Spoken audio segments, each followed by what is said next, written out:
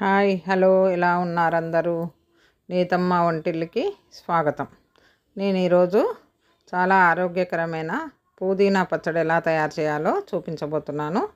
పుదీనా కట్టను తీసుకొని పెద్ద కట్టని దాన్ని చక్కగా ఒలుచుకొని కడిగి చిల్లుల గిన్నెలో వేసి ఆరబెట్టుకోవాలి. తర్వాత దానికి సరిపడినంత చింతపండు తీసుకోవాలి. నువ్వులు, ఎండుమిరపకాయలు తీసుకొని ఒక పాన్ వేడి చేసి దాంట్లో 2 గరిటెల నూనె పోసి దాంట్లో పోపు దినుసులు వేయాలి. మినపప్పు, ఆవాలు, జీలకర్ర, 4 మెంతి గింజలు అన్నీ వేసి చక్కగా వేగేటట్టుగా చూసుకొని దాన్ని వేగిన తర్వాత దాంట్లో మనం తీసుకున్నటువంటి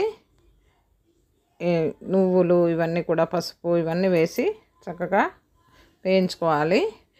ఫ్లేమ్ తక్కువ పెట్టి వేయించుకున్నట్లయితే మాడకుండా ఉంటాయి.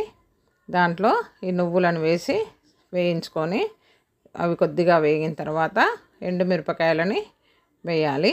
ఎండుమిరపకాయలను వేసి అవి కూడా వేగాక వాటన్నింటినీ చక్కగా తీసి పక్కకి ఒక గిన్నెలోకి తీసుకోవాలి.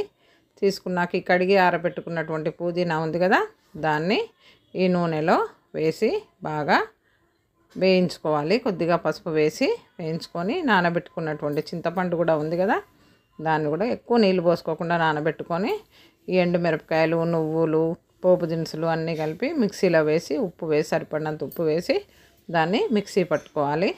దాంట్లో ఈ చింతపండు కూడా వేసి మిక్సీ పట్టి దాన్ని వేగినటువంటి పుదీనాను వేసి మిక్సీ పట్టాలి. ఎంతో రుచికరమైన పుదీనా పచ్చడి మన కోసం రెడీ అయిపోతుంది. చాలా ఆరోగ్యకరమైనటువంటిది, మనం తినాల్సినటువంటిది.